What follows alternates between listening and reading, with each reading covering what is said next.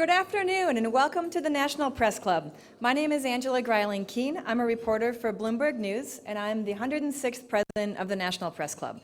We are the world's leading professional organization for journalists, committed to our profession's future through programming with events such as this, while fostering a free press worldwide. For more information about the National Press Club, please visit our website at www.press.org. To donate to programs offered to the public through the National Press Club Journalism Institute, please visit www.press.org/institute. On behalf of our members worldwide, I'd like to welcome our speaker and those of you in the audience at today's event. Our head table includes guests of our speaker as well as working journalists who are club members. If you hear applause from the audience, we'd note that members of the general public are also attending, so it's not necessarily evidence of a lack of journalistic objectivity.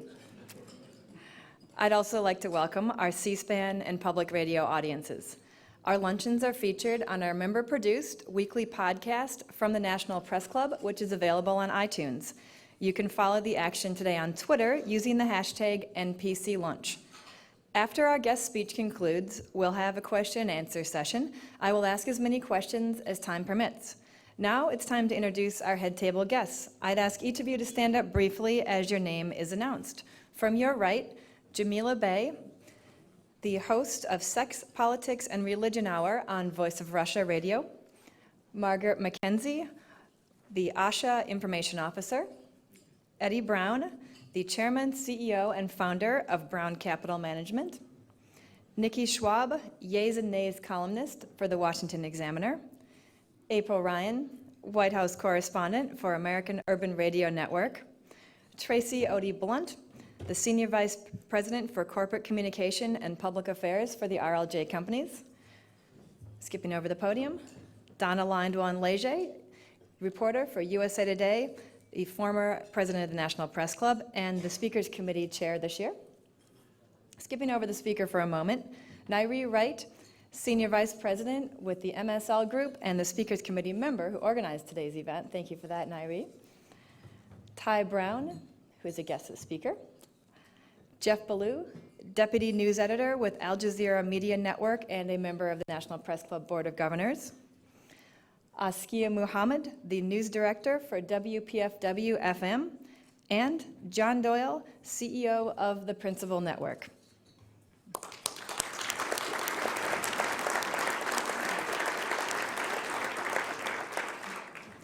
Our guest today became the first Black billionaire in the United States, the first African American to list a company on the New York Stock Exchange, and the first Black majority owner of a professional sports team.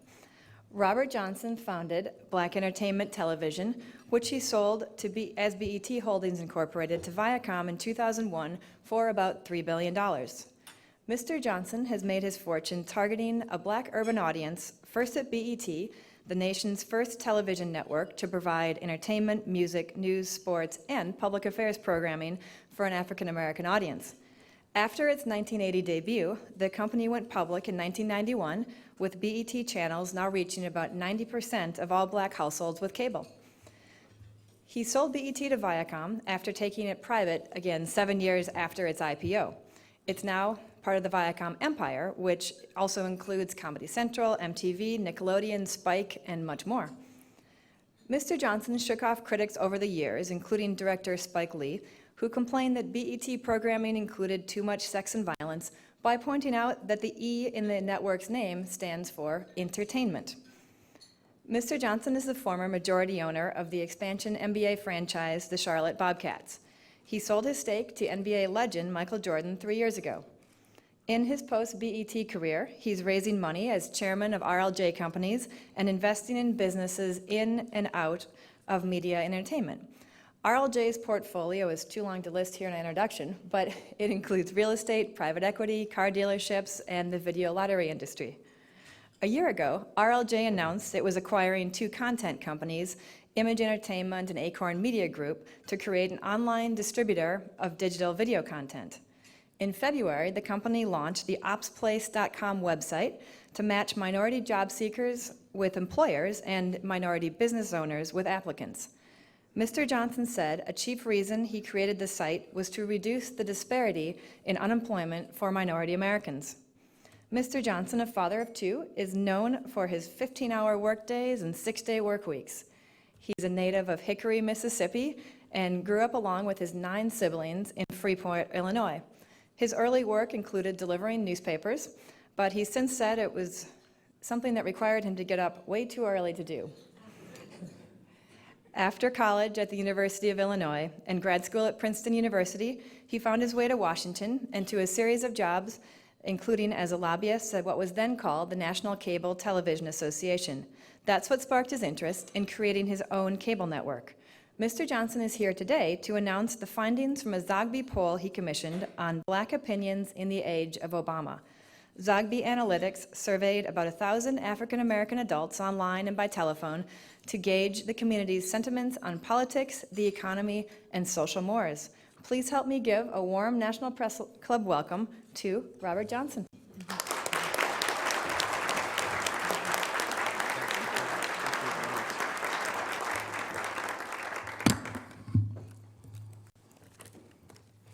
Thanks, Angela, and good afternoon, everybody, and I'm delighted to be here. I was sitting here talking to Donna, and she said, you know you arrived when your face is on a cookie.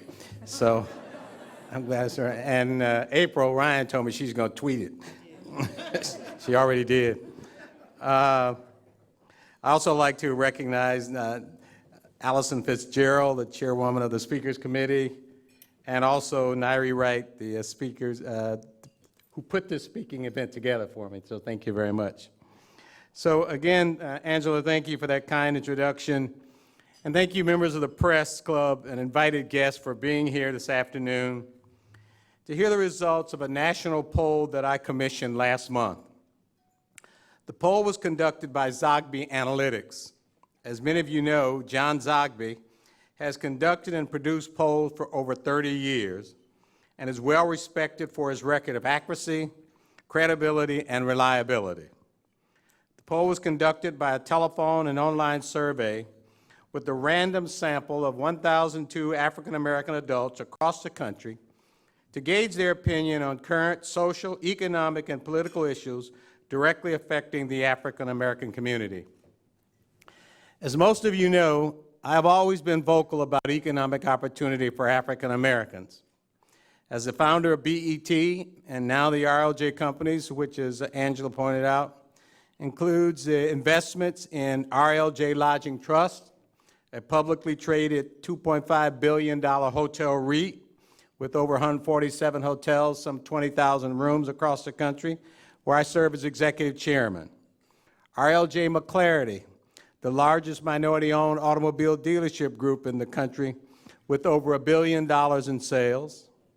RLJ Private Equity, a private equity firm in partnership with the Carlyle Group, and RLJ Entertainment, the largest independent distributor of entertainment content, which is traded on the NASDAQ. I am what you might call a serial entrepreneur.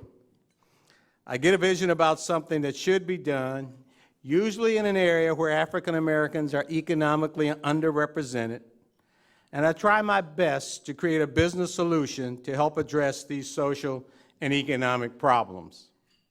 For example, as Angela pointed out a year ago, the RLJ companies launched OpsPlace, an online job and business site specifically designed to introduce minority individuals and minority-owned businesses to large U.S. companies to encourage employment and business opportunities.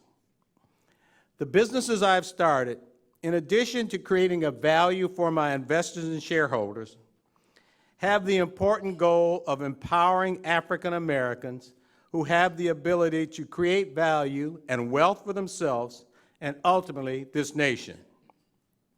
Make no mistake, there are millions of African American men and women who have the talent, the ingenuity, and the work ethic to fulfill these goals. I think you would also agree with me that this nation has created the greatest society for individual economic opportunity and achievement that mankind has ever seen.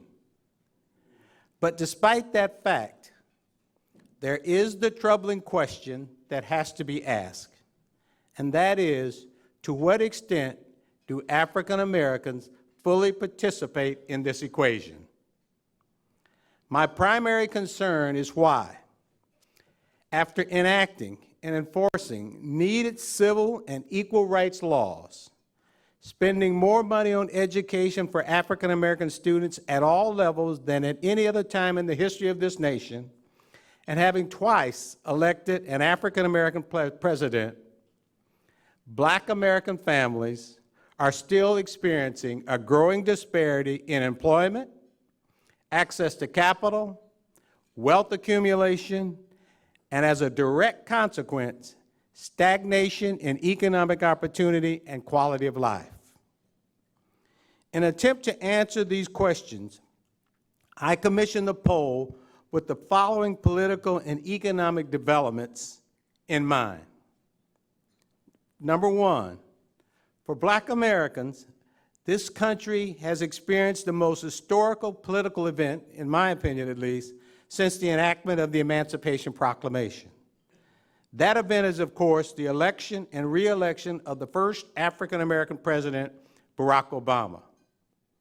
Because of this monumental occurrence for all Americans, but particularly African Americans, I wanted to find out how African Americans today feel about Obama's presidency, and equally important, if they feel that their lives are better off having lived under the first 4 years of Obama and the prospect of an Obama administration for the next 4 years.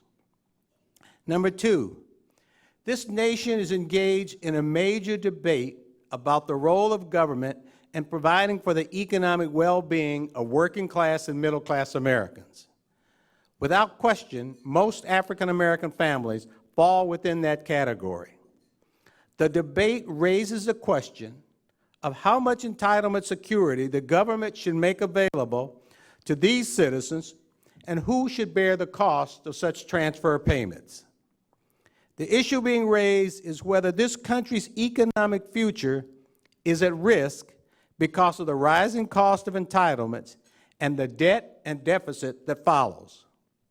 This dispute, no matter how it is resolved, will directly impact African American families more so than any other population. This country has recently experienced the worst economic downturn since the Great Depression. We have seen a decline in economic growth and opportunity for all Americans, but African Americans have been the hardest hit. This has been true in the past, and it is true today, as the most recent economic data clearly drives home that fact. Here are the facts. African Americans have double the rate of unemployment as white Americans. The national average is 7.7%, and African American employment is 13.8%. To be honest, it's probably greater than that when you count the number of African Americans who have simply given up on finding an employment. Sadly, this is not a new fact. According to the U.S. Bureau of Labor Statistics, African American unemployment has been double that of whites for over 50 years. The income gap of white Americans is 10 times that of Black Americans. The net worth of the median white household is $118,000, and the net worth of the median Black household is $11,800. The wealth gap between Black Americans and white Americans over the past 20 years has increased from $20,000 to $90,000, according to the Pew Research Center. And again, according to the Pew Research Center, nearly half of African Americans born to middle-class families in the 60s will never attain the wealth of their parents. Number three, African Americans were once the largest ethnic minority group and the dominant minority political voice in this country dating back to the Civil Rights Movement. African Americans are now confronted with the growing influence of the Hispanic population, which is today the largest minority population group. I wanted to gauge African American sentiment about the political and economic changes that could result from Hispanic Americans being the largest minority. This demographic fact could lead to Hispanics potentially exercising greater political influence within the country on key issues of importance to African Americans, namely competition for jobs and minority business opportunities, and perhaps even Hispanics becoming the dominant ethnic voice on cultural and social issues. Number 4, I also wanted to find out how African Americans feel about their political leaders and organizations that represent their interests, as well as assess the attitudes about key and social cultural issues of the moment. For example, immigration reform, marriage equality, the gun and assault weapons ban, and the 2016 presidential election. And finally, number 5, I didn't know of any other organization that had recently conducted a poll targeted to African Americans with this combination of social, economic, and political question. So, as an entrepreneur, I decided to do it. I wanted to create a discussion within the Black community and the broader community to bring to the forefront of public debate key issues of primary concern to African Americans. I'm pleased to say that I'm intrigued by the results of the poll, and I believe better informed, and I hope you will be also. Now, despite all of the political and economic realities confronting Black America, which I just outlined, what truly intrigued me about the poll is that the poll results point to a Black America firmly believing that their lives are a glass half filled rather than a glass half empty. So what did the poll, which I've chosen to entitle Black Opinions in the Age of Obama, reveal? African Americans have an immense sense of pride in Barack Obama as President of the United States, and he is unequivocally liked. He receives a 91% favorability rating. 72% believe that President Obama's election has helped them, while only 4% believe his election has hurt them. Consistent with the data that shows that African Americans believe that President Obama's election has helped them, a majority of those polled, 62%, are optimistic about employment in the next 4 years. 30% of respondents say they are doing better off financially than they were 4 years ago. About half say they're at least doing the same. And 25% say that African Americans in general are doing better, while 44% say they're doing about the same, and 21% say they are worse off. On race relations, tied to this feeling that Obama's presidency has been positive for African Americans, 53% of African Americans say that white African American relations will improve, while only 23% are pessimistic. When asked why they believe Black unemployment rate was double that of whites, responses include failure of the education system for African Americans, 50%. Lack of corporate commitment to hiring minorities and African Americans, 48%. Lack of good government policies, 25%. As to whether respondents felt they were overlooked or discounted as a serious candidate for employment because of their race, 47% said yes, and 39% said no. When asked why the wealth gap has increased by 70,000 over the last 20 years, nearly half, 47% of respondents, say that both lack of jobs and lack of access to capital are the blame for the wealth gap between Black and white Americans. Now, since I agree that unemployment and access to capital are the most pressing issues for African Americans, I also asked the poll about something I've been promoting for the last few years, what I've called the RLJ rule. 2 years ago at this press club, I spoke about the RLJ rule, which is adapted from the National Football League's NFL Rooney Rule. In 2003, the NFL established the Rooney Rule, which mandated, subject to a league fine, that the 32 team owners must give fair interviews to qualified minority candidates whenever a head coaching or a general manager position became available before making a new hire. The RLJ rule, unlike the Rooney Rule, is proposed as a voluntary rule and designed to encourage companies to establish best practice policies to identify and interview at least 2 African Americans at the managerial level before filling a position, and to interview qualified black businesses prior to awarding a small business procurement contract. We included a description of the RLJ rule in the poll and found that 75% of those polled were either very or somewhat supportive.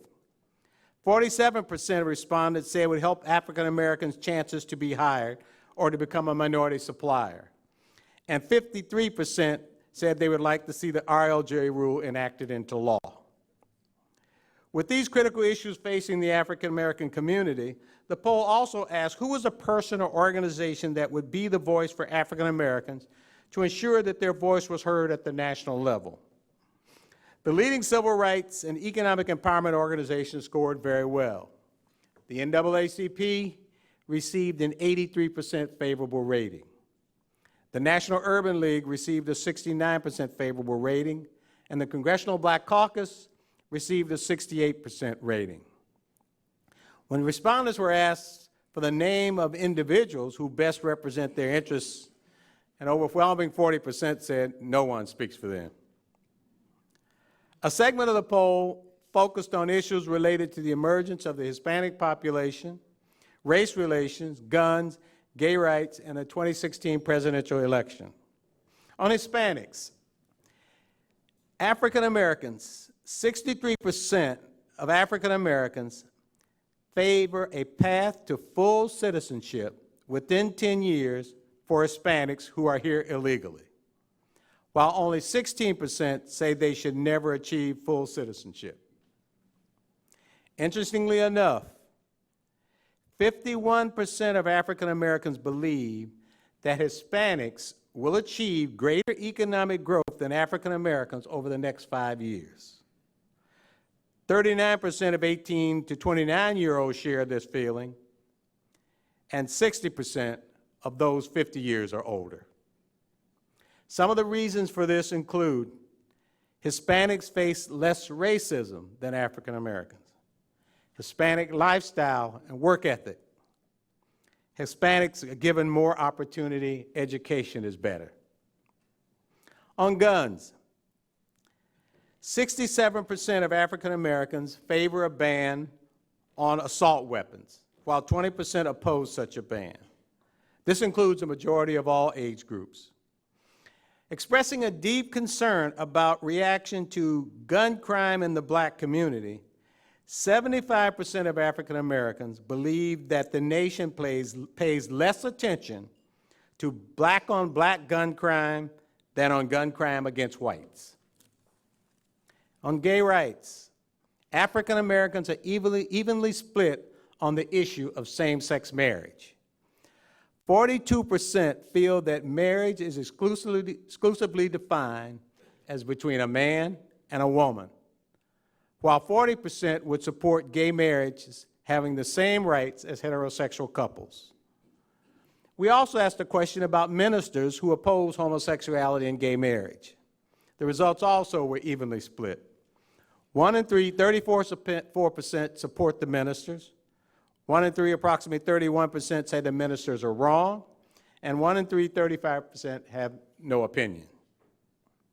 On the 2016 presidential race, we asked the question, if the Democratic primary for president were held today, for whom would you vote, and who should President Obama endorse to succeed him as the next president of the United States? Out of 6 potential Democratic candidates, nearly half of the respondents, 46%, say that they would support Hillary Clinton for president of the United States if the Democratic primary were held today. About 1 in 5 would support Vice President Biden. In conclusion, the Zogby poll clearly demonstrates for African Americans, having an African American president elected to 2 terms has created a tremendous sense and feeling of unparalleled political pride. Because of this feeling, and despite all of the economic challenges before us, I believe that African Americans are uniquely hopeful about their future. Interestingly enough as well, this emotion and belief was expressed by President Obama during his recent speech to the people of Israel. Speaking about the African American experience, the president said, "To African Americans, the story of the Exodus told a powerful tale about emerging from the grip of bondage to reach for liberty and human dignity. A tale that was carried from slavery through the civil rights movement. For generations, this promise helped people weather poverty and persecution while holding on to the hope that a better day was on the horizon." I completely agree with the president.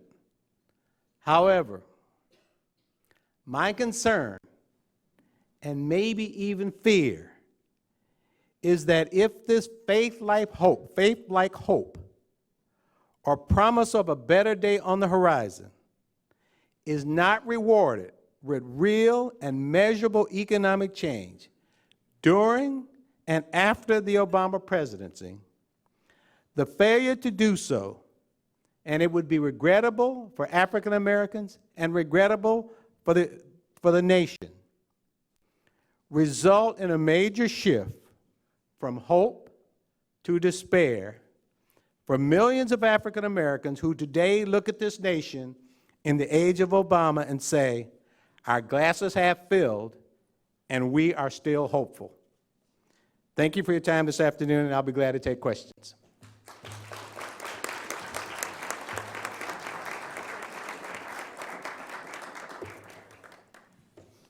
Thank you. You get to stay. They gotta sneak out.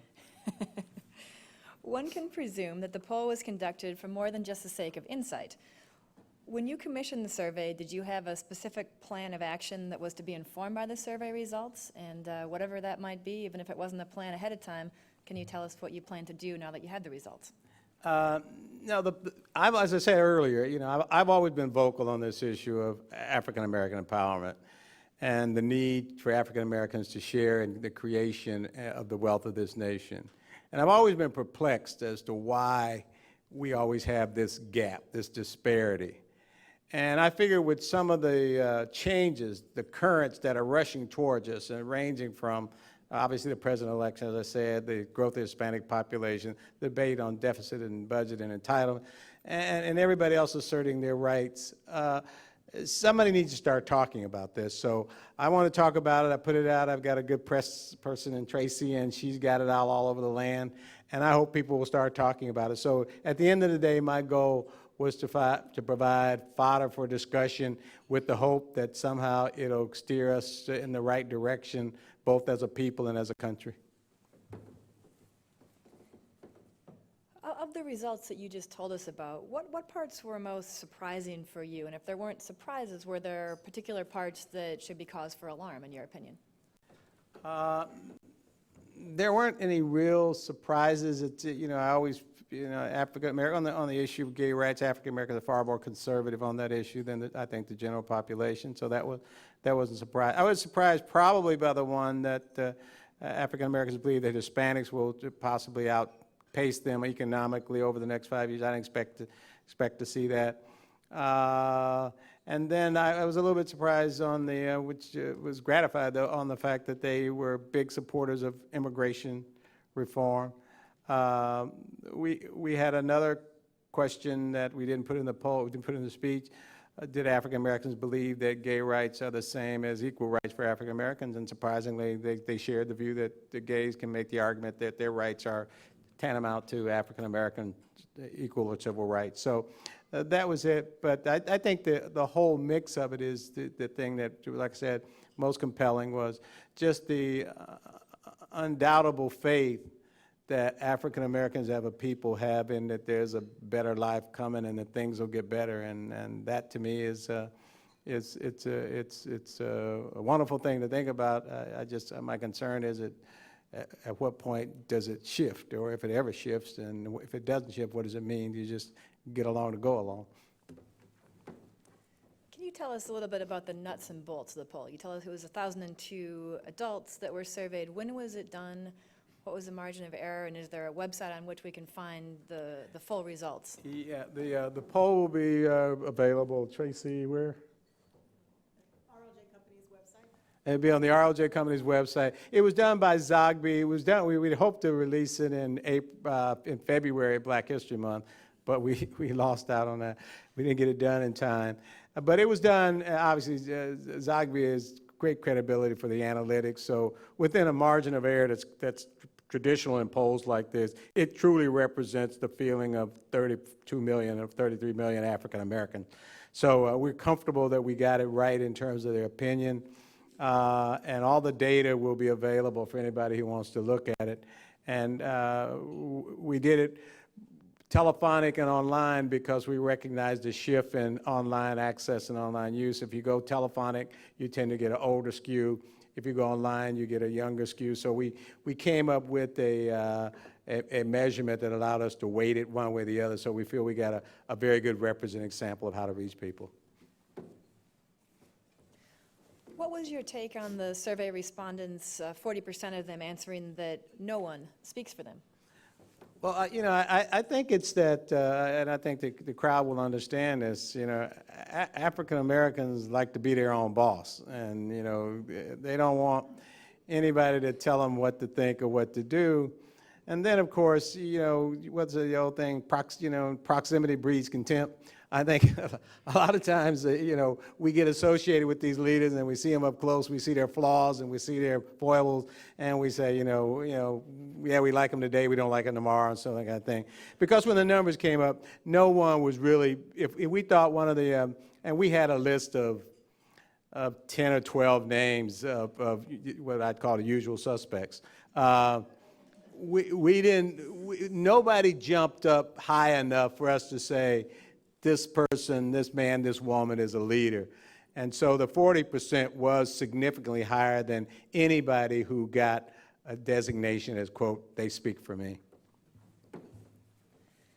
A couple more nuts and bolts questions. One person wants to know about the economic and educational demographics of the respondents. Another asked about the geographic distribution around the country. On the education, I think you have to look in the internals, and they're in the poll, so I'd have to pass on that, and you have to sort of dig that one out yourself. And I think on the demographics, we made sure this represented the entire United States. So we made sure we got East Coast, West Coast, North, South. So it was clearly representative of African Americans. Obviously, since probably 65% or more African Americans live east of the Mississippi, you could probably say it has an East Coast, South, East Coast kind of skew, and less in Alaska. But that's sort of the facts. You said you want to spark discussion, and you're here at the National Press Club doing that. Bill Cosby, of course, famously sparked discussion a couple years ago and faced a fair amount of criticism when he did that. How are you going about that differently, or do you not mind having criticism if that's what comes? I'm used to having criticism, believe me.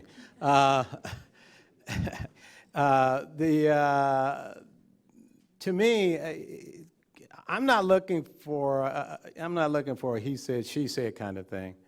What I'm really looking for, and I'll tell you, that's why, when I wrote that speech, I said, I could have stuck with concern and said, my concern is, which is a lighter version of fear. You go from concern to deep concern to, fear. I am literally troubled by the fact that, and if you ever go to the Pew Research Center and ask for some of their data on African American and decline in opportunity, it would really scare you. And when you think of the amount of savings that people don't have who plan to retire, when you think of all the medical expenses that could front a family, from everything from Alzheimer's to other kinds of medical diseases that could befall a family, you think about potential cuts in the social safety net, and you think about the fact that jobs are facing not only competition here in the United States, but globally. You have to ask yourself the question, how are African Americans going to make that transition with all these headwinds against us if somebody doesn't focus on this need to put African Americans and other minorities, for that matter, Hispanics as well, to work in this country? Because you can do a whole lot of things in China, you can do a whole lot of things in Vietnam, you can do a whole lot of things in Brazil and sub-Saharan Africa, and you can do them cheaper. And so at some point, we've got to address that problem, or else we are going to be, like the Pew Research said, at a position where children who are born today will not attain the wealth of their parents. And you know that creates an effect of a continual downgrade of economic well-being. And it literally troubles me that we will be happy for 50 years with 50% unemployment. This country would never tolerate white unemployment at 14 or 15%. No one would ever stay in office at 14 or 15% unemployment in this nation. But we've had that double unemployment for over 50 years. And to me, that's what I'm looking for, is somebody to say, why has this happened for 50 years when all the things that we've done, and we've done it with, in my opinion, with dignity and hope. And if that doesn't change, somebody's going to have to pay. 34 million African Americans are not going to leave this country. 34 million African Americans who don't, millions of African Americans who don't have jobs, somebody's going to have to pay for them. Somebody's going to have to take care of them. And if somebody has to take care of them, that money's got to come from somebody. And whoever's paying for it is going to be upset about it. And they're going to start looking for somebody to blame. You know, we can't be competitive if we don't put all our people on the field to work. And African Americans can't be consumers if they don't have jobs. They can't buy housing. The reason the wealth gap is so high, we don't own home ownership. We don't have savings. We don't have investments. And part of that is because we don't have capital. So a white household can buy a home. Now it's even more difficult to buy a home. There's talk about taking the home deduction away as part of a chance to balance the budget. So all of these things, as I said, however the solution comes out, it's going to impact us. If they borrow more debt, interest rates are going to go up. If they pay more entitlements, somebody's going to be upset about it. They're going to cut other programs to pay for them. So we really need to focus on our well-being in a unique way and come up with solutions that are unique to us, because every other interest group in this nation is doing that. We are way behind the curve in being vocal about our interest group compared to gay Americans. You've seen the resurgence of Hispanic Americans at the Democratic caucus. You've seen the courting going on for Hispanic Americans by the Republicans and the Democrats. And think of this. The swing states are states where Hispanic Americans are dominant. So if you want to get those votes and you're in a party, Republican or Democrat, you're not going to court the black folks living in Trenton. You're going to court the Hispanics living in Nevada, the Hispanics living in Florida, the Hispanics living in other states, Colorado. That's a fact of life. Nothing against Hispanics. It's not going to go away. They deserve their day in the sun, and they should go for it. But we must protect our interests in a very active way to make sure that our voices are not lost in this grab by interest groups for their particular voice. When we look at the lack of capital and wealth in the hands of black families, how should the black American consumer respond? Is it an issue of self-determination or a larger national policy issue? You know, I think it's a larger national policy issue. We have had, I remember back in the day, Reverend Jackson would lead sort of consumer boycotts, you know, and he would go in and you know, take on a company and tell black folks don't buy that stuff because they don't do business with minority businesses and so forth. And usually one or two guys would get a contract and it'll be over. It really didn't solve a problem. What you really got to do is you got to put more capital in the hands of African-American entrepreneurs and businesses. And I know they're out there because a lot of them work for me and I meet a lot of them. It's got to be a national policy. Some of these solutions, and I hesitate to say it, but some of these solutions have to have a pivot towards race solutions. You know, right now, affirmative action at the college level is under assault. Now, that raises the question if it's there. It's already under assault on minority procurement and everything else. where Sandra Day O'Connor ruled in the Adirondack case, I think, that said before you can have any kind of set-aside program for a minority company to get a benefit of a contract over a white contractor, there must be a compelling national interest.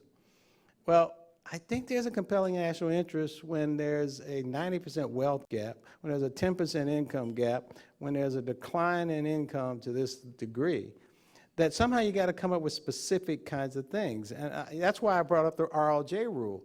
It's not a law. It's not a threat to fine. It's just adopted as good business practice and use the bully pulpit to ask companies to do it. I mean, if a company's getting billions of dollars from the government, what's wrong with the government saying, hey, you get a lot of money from me for building this or that?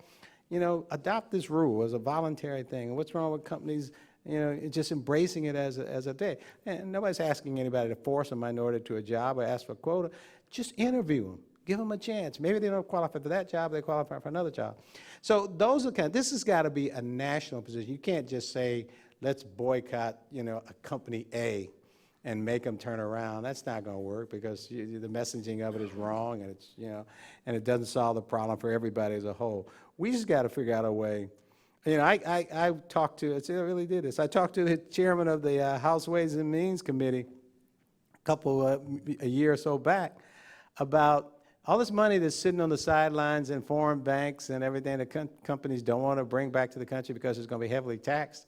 I propose that, well, look, why don't you do this? Go to the companies and say, look, you can bring the capital back into the country. And what we'd like you to do is set up a multi-billion-dollar fund to put money behind minority entrepreneurs. And we'll find the people to run the money and so forth.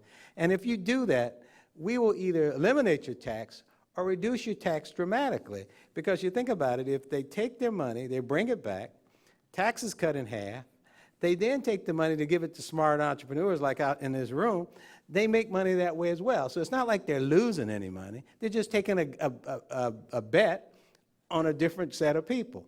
But right now you got trillions of dollars sitting in foreign banks and foreign companies' treasury because they don't want to bring it back to the United States.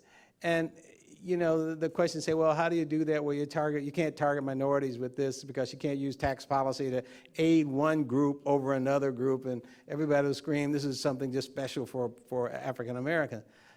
Well, you know, we have been special ever since we've been here. And, you know, it started with the Declaration of Independence. It went all the way to a war and civil rights and everything. At some point, you got to say, you got to go back to special. And if you can come up with ways to do it to make it palatable to people because it's based on some sort of economic model, then you got to do it. Otherwise, I can tell you folks, otherwise, in my opinion, not very much will change. There's nothing on the horizon that I see that's changing the economic opportunity growth for African Americans in this country. I can't let, I mean, the 62% said that they believe that they will get jobs in the next 4 years. Do you realize what the employment rate would have to drop to employ 60% of African Americans who are currently underemployed? Have to drop to 2. And then we'd be at 4.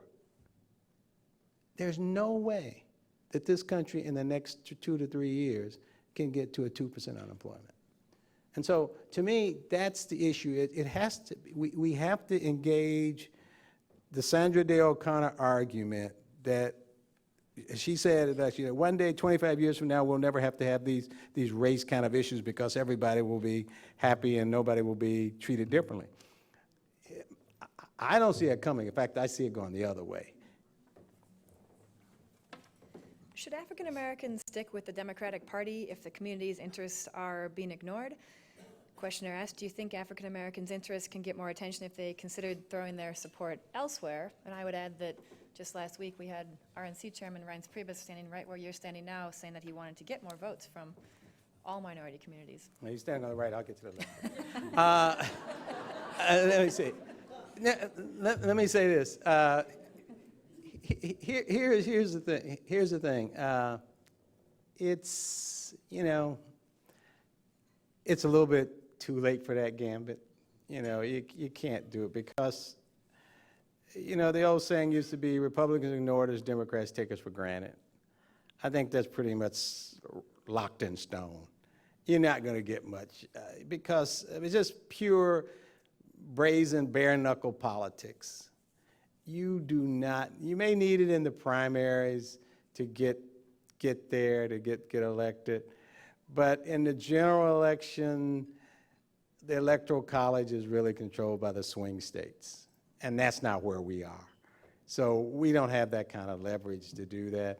You know, I have often talked to the Congressional Black Caucus, and this is an idea I had. I said, you guys should think more like the Israeli Knesset and just shift back and forth from party to party on key vote issues. Don't, you know, just don't have anything.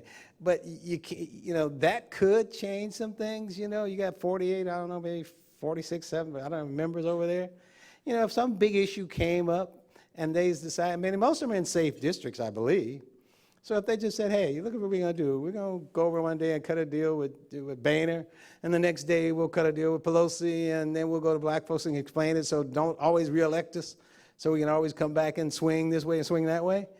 You might be able to shake up things a little bit that way, but it would have to be, they think of themselves in a parliamentary system as opposed to locked into a party. But I don't think you can, I mean, it'd be really hard to sort of motivate the people of this country to sort of say, okay, now ignore the Democratic Party. I mean, where would you go? You can't form an independent party. The Republican Party is not going to, you know, much as they mouth at it, can't do it. And of course, you got what, you know, 36 million Hispanics and, you know, growing at a faster rate than the whole country as a whole. You know, what's your leverage? And so I think it's sort of, you got to push within your own community to sort of build your own sense of who you are and make everything you do at the local, national, and every other level focus on your issues. I mean, there are communities who've done this. I think the gay lesbian community has done a terrific job in representing their interests.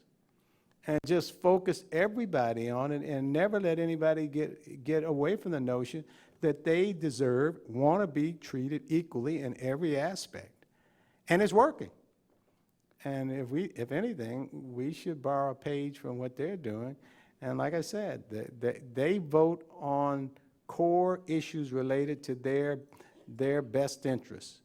And we need to adopt some of that strategy. But other than that, I don't see any trying to jump out of one party into another party. I don't think that's viable. What's your opinion about Dr. Benjamin Carson's recent comments and his criticism of the Obama administration's, as well as his newfound appeal to some conservative quarters as a potential foil in the next presidential election? I think it's sort of a flavor of the month kind of thing. I know Ben real well. He's a really brilliant surgeon, and he's entitled to his own opinion. But I don't think he has any interest at all in trying to project himself as a national spokesperson. I think there's that just thing that it's going to go around for a while of somebody, whoever, you know, this is sort of like a man bites dog kind of thing, you know, where, you know, if anybody says something and they just happen to be black, and I know this, that's critical of Obama, boy, that's a news story. So I'm not trying to make a news story. So, you know, and so I think what Ben did, he fell into that man bites dog thing. And that's what happened. And, you know, a year from now, 2 years from now, he'll be doing what he does as a great surgeon, and nobody will be thinking of him, you know, being, you know, running for president or being a voice and things. He's just a great guy who has an opinion, and, you know, people are looking for maybe a slow news day, and they grabbed it, you know. Speaking of news, you're here speaking at the National Press Club in a room filled with journalists. Our industry is, well, reportedly in decline, and African Americans lead in terms of percentage leaving the industry, as well as losing positions in newsrooms. What do you say, as a serial entrepreneur, that should be done so that black American journalists do not go the way of the Pullman Porter? Pullman Porter. That's good. That's a good analogy.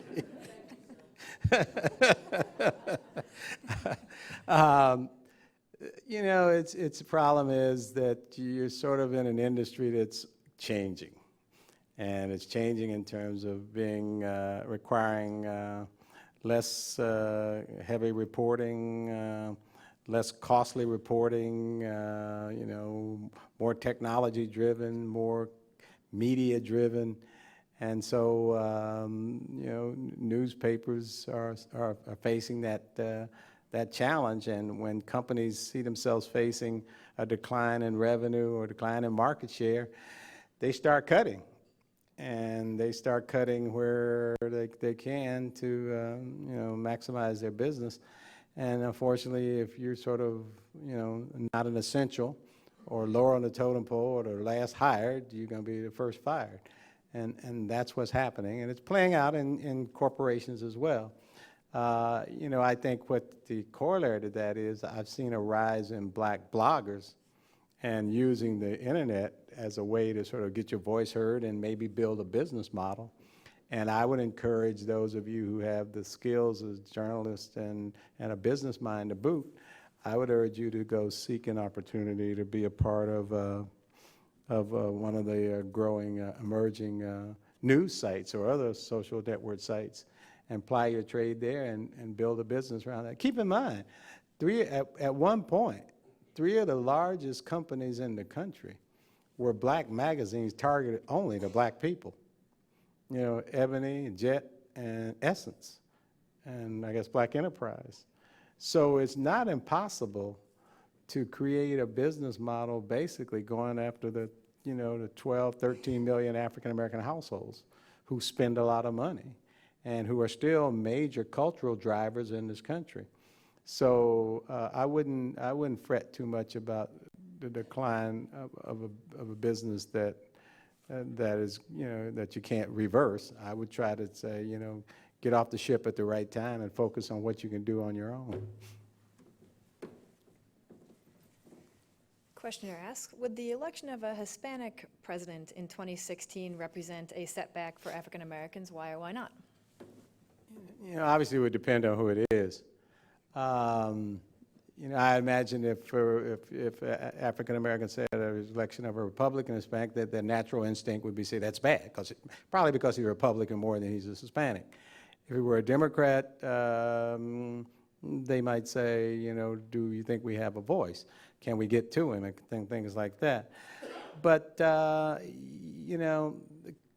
can tell you this, coming after Obama, any election of anybody is going to be a feeling of a setback for African Americans. You're never going to see this high a return. And so you got to add that to the equation. But the thing that I'm most concerned about, which I think, again, is something that I wanted to create as a discussion point, I don't know when the last time there's been a major confab between the dominant black organizations and the dominant Hispanic organizations. If you really think about it, we ought to be meeting black and Hispanics every day to let the other side figure out what we're talking about. And we are sort of staying away from each other and not sort of embracing each other. I mean, I've been in business, believe me, I've been in business 30 years. I defy anybody to name me the last time an African-American business and a Hispanic business merged together to go in and bid for a contract. I don't know any business that I know of, and I know a lot of minority businesses that. The other thing is, I don't know how much social interaction take place between blacks and Hispanics. Part of it is geography. Some of it may be language. Part of it may be cultural, and some of it may be income, because their incomes are still probably below ours on a national basis. But that's changing. I mean, you look around and you think about, when I first came to Washington, I walk into a parking lot, I tell you, 60% of the guys were black, 30% were white. There are almost no Hispanics. You walk into a parking lot in D.C. today, when I first got here in Washington, the guy who did my lawn was an African-American guy. He retired, next group came in, they were Hispanics. And so, right now, these things are changing. The daughter of my Hispanic housekeeper who came from El Salvador and finally got her citizenship, she's working at NIT going on her doctorate program. And so, NIH going on her doctorate program.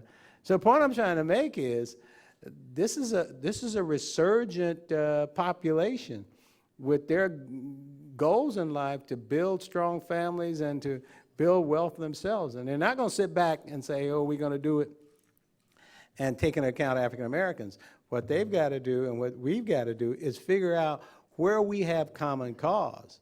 I mean, again, back to the gay community made it a common cause that we are aligned with African Americans. What you went through, we're going through. We need to go to the Hispanics and say, what you are facing coming to this country, we've had some experience doing. We need to get together. The Congressional Black Caucus and the Hispanic Caucus ought to start meeting every week to figure out what programs they can implement. Now, if you want to talk about a voting block for now and probably the next 20 years, that's a voting block. One question about your business. You've said that you might take RLJ companies public. Do you have any plan to do so? And if so, what would be the impetus that would make you do that? No, we don't have any plans. RLJ Companies is a holding company. We got 2 companies that are already public, and believe me, that's enough. Yeah.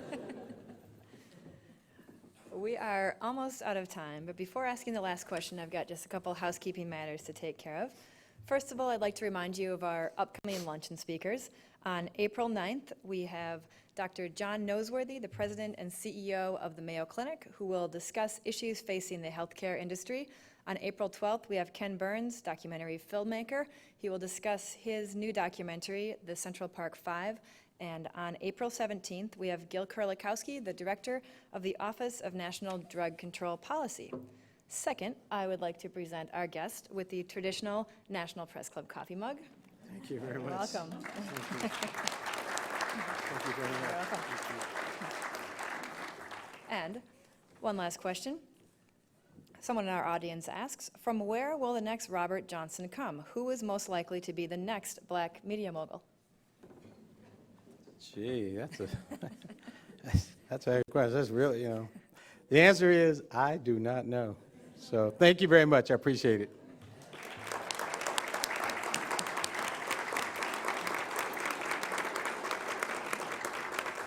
Thank you all for coming today. I'd also like to thank the National Press Club staff, including its Journalism Institute and Broadcast Center, for helping organize today's event.